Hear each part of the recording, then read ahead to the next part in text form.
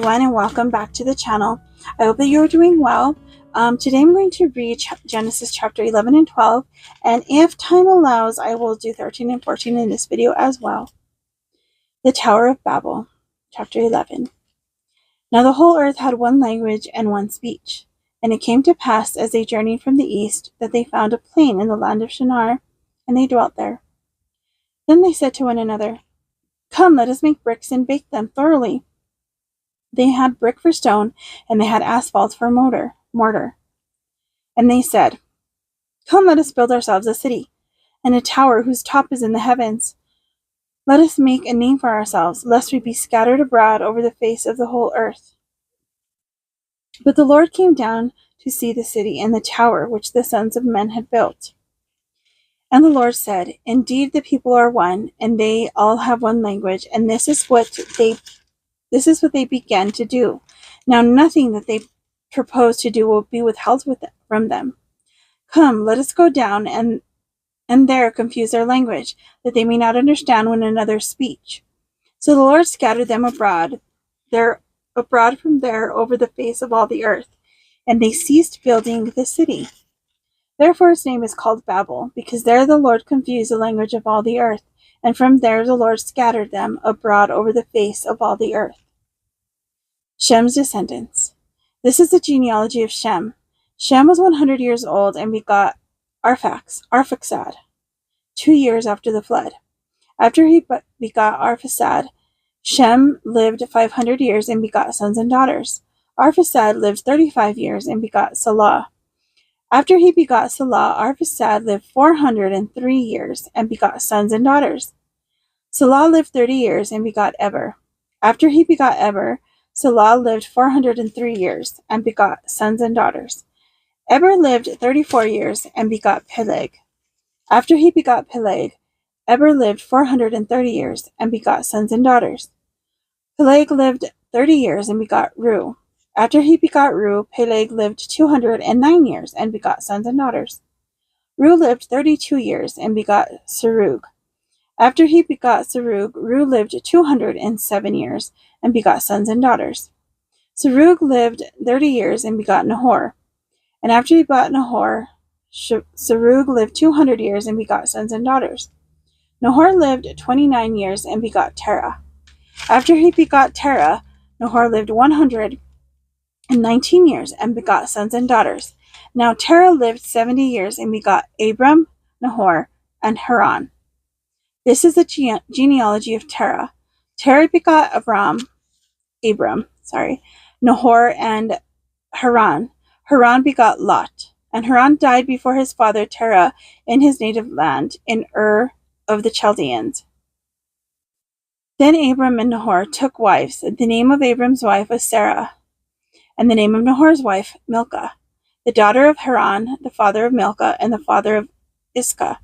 But Sarah was barren, she had no children. And Terah took his son Abram, and his grandson Lot, the son of Haran, and his daughter-in-law Sarah, his son, Abram's wife, and they went out with them from Ur of the Chaldeans to go to the land of Canaan, and there came to Haran and dwelt there. So the days of Terah were 205 years, and Terah died in Haran. Chapter 12. Promises to Abram. Now the Lord had said to Abram, "Get out of your country, from your family, and from your father's house, to a land that I will show you. I will make you a great nation. I will bless you, and make your name great, and you shall be a blessing. I will bless those who curse you, and I will curse him who curses you. And in you all the families of the earth shall be blessed." So Abram departed as the Lord had spoken to him, and Lot went with him, and Abram was 70 years old when he departed from Haran. Then Abram took Sarah his wife, and Lot his brother's son, and all their possessions that they had gathered, and the people whom they had acquired in Haran. And they departed to go to the land of Canaan. So they came to the land of Canaan. Abram passed through the land to the place of Shechem, as far as the terebinth tree of Moreh, and the Canaanites were then in the land. Then the Lord appeared to Abram and said, "To your descendants I will give this land." And there he built an altar to the Lord, whom had appeared to him. And he moved from there to the mountain east of Bethel, and he pitched his tent with Bethel on that west, and Ai on the east. There he built an altar to the Lord and called on the name of the Lord. So Abram journeyed, going on still toward the south. Now there was a famine in the land, and Abram went down to Egypt to dwell there, for the famine was severe in the land. And it came to pass, when he was close to entering Egypt, that he said to Sarah his wife, "Indeed, I know that you are a woman of beautiful countenance. Therefore it will happen, when the Egyptians see you, that they will say, 'This is his wife,' and they will kill me, but they will let you live. Please say you are my sister, that it may be well with me for your sake, and that I may live because of you." So it was when Abram came into Egypt that the Egyptians saw the woman, that she was very beautiful. The princes of Pharaoh also saw her and commended her to Pharaoh. And the woman was taken to Pharaoh's house. He treated Abram well for her sake. He had sheep, oxen, male donkeys, male and female servants, female donkeys, and camels. But the Lord plagued Pharaoh and his house with great plagues because of Sarah, Abram's wife. And Pharaoh called Abram and said, "What is this you have done to me? Why did you not tell me that she was your wife? Why did you say she is my sister? I might have taken her as my wife. Now therefore, here is your wife. Take her and go your way." So Pharaoh commanded his men concerning him, and they sent him away with his wife and all that he had. Okay, we'll go ahead and do 13. Abram inherits Canaan. Then Abram went up from Egypt, he and his wife, and all that he had, and Lot with him to the south. Abram was very rich in livestock, in silver and in gold, and he went on his journey from the south, as far as Bethel, to the place where his tent had been, at the beginning between Bethel and Ai, to the place of the altar which he had made there at first. And there Abram called on the name of the Lord. Lot also, who went with Abram, had flocks and herds and tents. Now the land was not able to support them, that they might dwell together, for their possessions were so great, and they could not dwell together. And there was strife between the herdsmen of Abram's livestock and the herdsmen of Lot's livestock. The Canaanites and the Perizzites then dwelt in the land. So Abram said to Lot, "Please let there be no strife between you and me, and between my herdsmen and your herdsmen, for we are brethren. Is not the whole land before you? Please separate from me. If you take the left, then I will go to the right, or if you go to the right, then I will go to the left." And Lot lifted his eyes and saw all the plain of Jordan, that it was well watered everywhere, before the Lord destroyed Sodom and Gomorrah. Like the garden of the Lord, like the land of Egypt, as you go toward Zoar. Then Lot chose for himself all the plain of Jordan, and Lot journeyed east, and they separated from each other. Abram dwelt in the land of Canaan, and Lot dwelt in the cities of the plain, and pitched his tent even as far as Sodom. But the men of Sodom were exceedingly wicked and sinful against the Lord. And the Lord said to Abram, after Lot had separated from him, "Lift your eyes now, and look from the place where you are, northward, southward, eastward, and westward. For all the land which you see I give to you and your descendants forever. And I will make your descendants as the dust of the earth, so that if a man could number the dust of the earth, then your descendants also could be numbered. Arise, walk in the land through the length and its width, for I give it to you."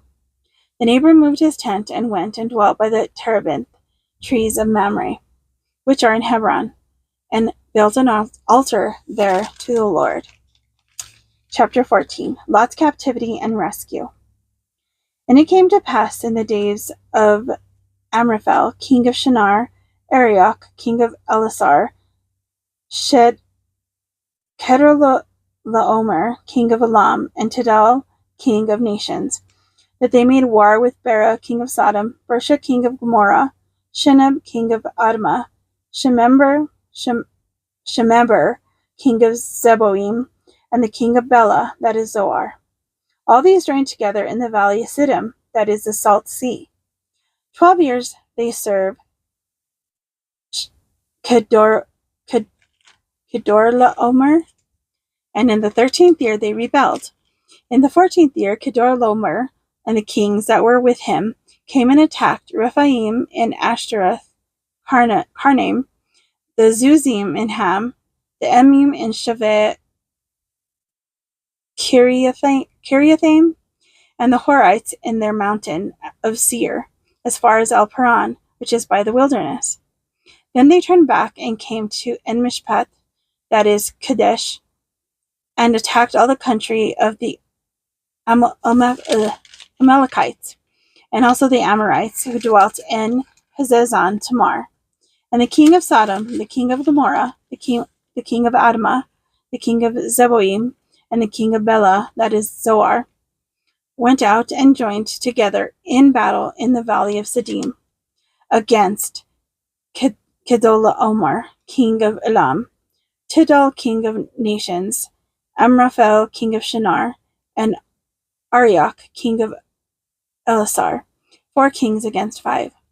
Now the valley of Siddim was full of asphalt pits, and the kings of Sodom and Gomorrah fled. Some fell there, and the remainder fled to the mountains. And they took all the goods of Sodom and Gomorrah, and all their provisions, and went their way. They also took Lot, Abram's brother's son, who dwelt in Sodom, and his goods, and departed. Then one who had escaped came and told Abram the Hebrew, for he dwelt by the terebinth trees of Mamre, the Amorite brother of Eshcol, and brother of Aner, and they were allies with Abram. Now when Abram heard that his brother was taken captive, he armed his 318 trained servants, who were born in his house, and went in pursuit as far as Dan. He divided his forces against them by night, and he and his servants attacked them, and pursued them as far as Hobah, which is north of Damascus.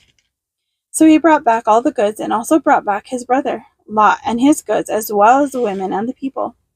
And the king of Sodom went out to meet him at the valley of Shaveh, that is, the king's valley, after his return from the defeat of Kedorlaomer and the kings who were with him. Then Melchizedek, king of Salem, brought out bread and wine. He was a priest of God Most High, and he blessed him and said, Blessed be Abram, God of Most High, possessor of heaven and earth, and blessed be God Most High, who has delivered your enemies into your hand. And he gave him a tithe of all. Now the king of Sodom to Abram, Give me the persons, and take the goods for yourself. But Abram said to the king of Sodom, I have raised my hand to the Lord, God Most High, the possessor of heaven and earth, that I will take nothing, from a thread to a sandal strap, and that I will not take anything that is yours, lest you should say, I have made Abram rich, except only what the young men have eaten, and the portion of the men who went with me, Aner, Eshcol, and Mamre. Let them take their portion. That's the end of chapter 14.